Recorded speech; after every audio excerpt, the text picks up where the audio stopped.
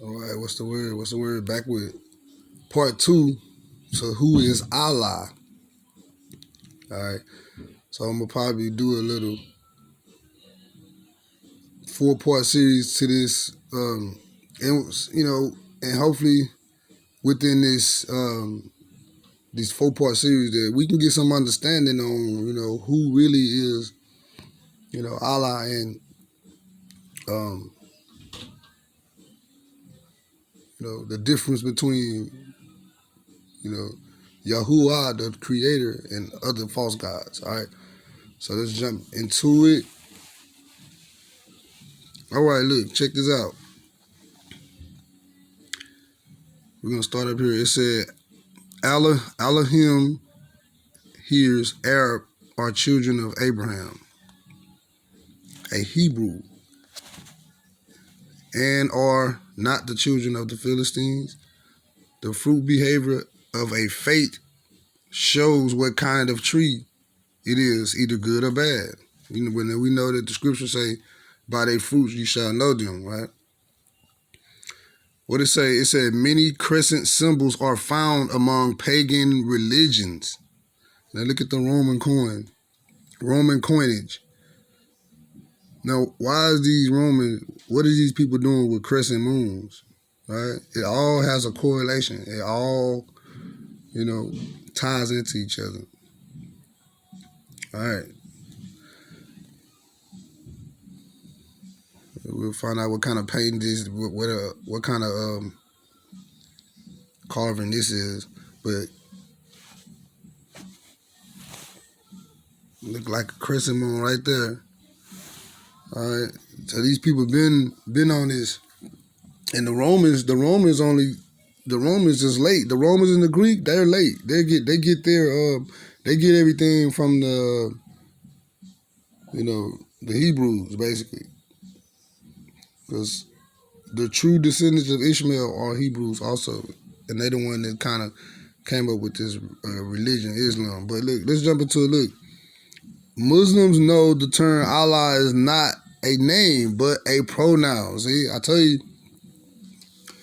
meaning the God. See, God has a name. You know what I'm saying? Yahuwah. His name is Yahuwah. That's not a title. I mean, that's not a pronoun or a noun. That's a name. See, right here, Muslims know the term Allah is not a name, but a pronoun, meaning the God. So when people say Allah, they're not calling on, they just saying the God. But then you have to ask yourself, what God? See what I'm saying? It says the Hebrew word Allah, Aleph, Lam, Hey, is not associated with Islam, although that may be the first reaction when we see the Pharisees did not twist the letter Aleph. See, the Aleph is the first alphabet in the Hebrew alphabet, and I'm finna show it to you. Where is it?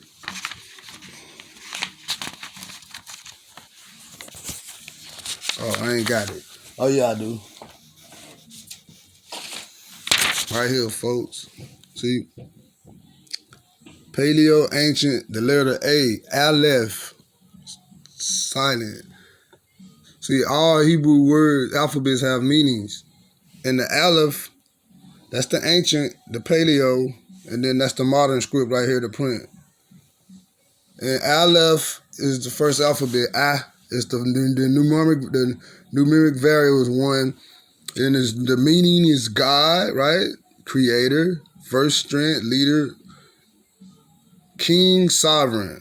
And they got Lord right there, but we know whenever you see Lord in all caps, that's the name of God, Yahuwah. Or some people might say Yahweh. All right, I just wanted to show y'all that real quick. Let's jump back into what we said. Okay, now, look.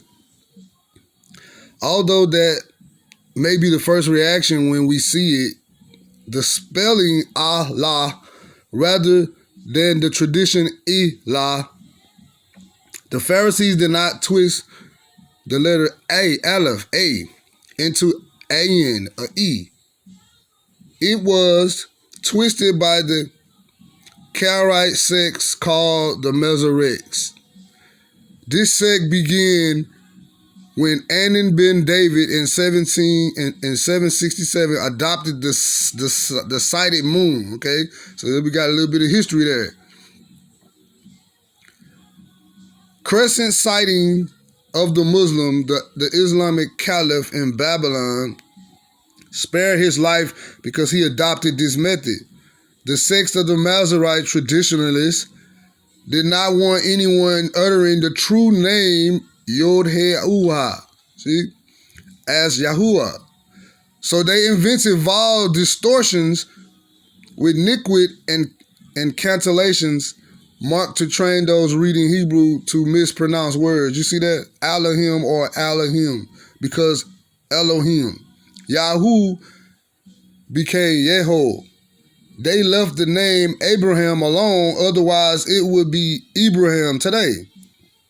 The Hebrew root Aleph Lam, became El. So basically what they saying is these people right here, the Masoretes in 767 with Anan ben David, they changed the dialects of words so that they'll be pronounced differently. All right, so that's just another trick of the enemy, right? So all that is that's the enemy,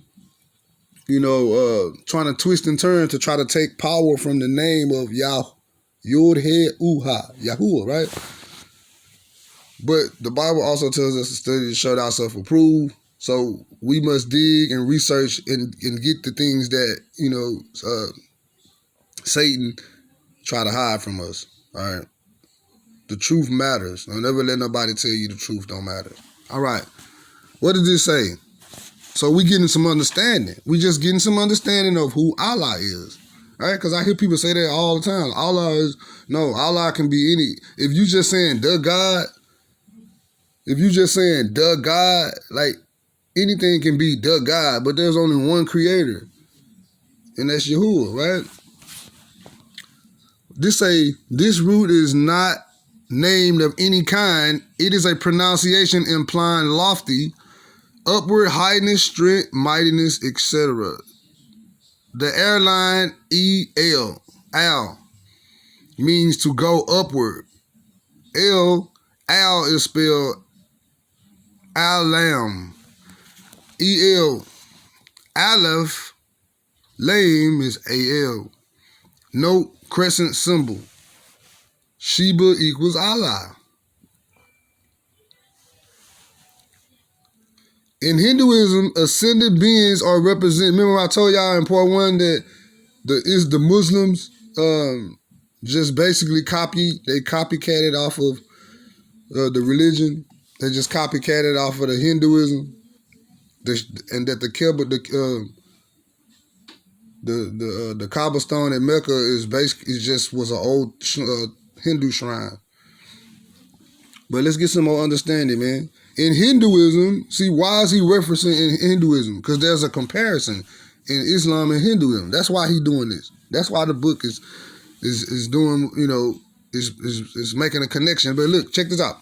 In Hinduism, ascend beings are represented with blue skin to associate them with the blue sky. Sheba the destroyer is shown above with prayer beads, a serpent ashes on the forehead, a third eye, the symbol, and crescent and star.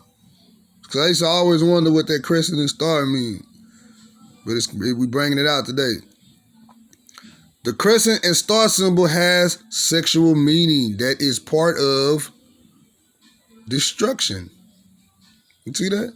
The crescent and star represent Shiva and spouse Shakta performing what is called Shivalaya. The more we learn about what these occult symbols mean, see, symbols mean everything, just like the cross. The cross is paganism, When you know better, you do better. They use that in sun worship, but let's continue. Let's not digress. I'm right here. The more the more we comprehend why Yahuwah called these practices abominations of the earth. Like, what's abomination? Things that's hated. So yes, God hates. It's things God hate. All right. The meaning are withheld from the masses.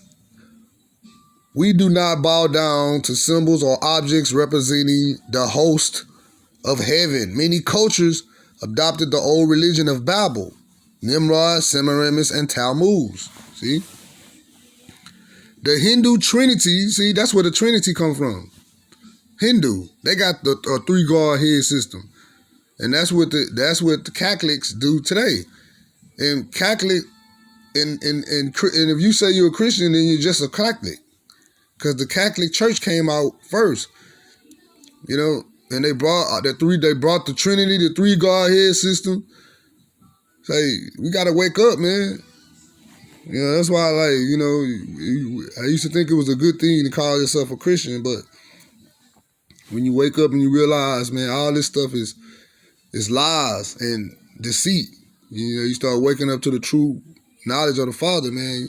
And He got to give it to you anyway, because the Word of God say, many are called, few are chosen. Look at this right here. The Hindu Trinity crescent is Shiva, the destroyer. The crescent is part of the symbol and is an ancient venerated artifact. Hinduism perpetuates the worship of the host of heaven, Nimrod's star.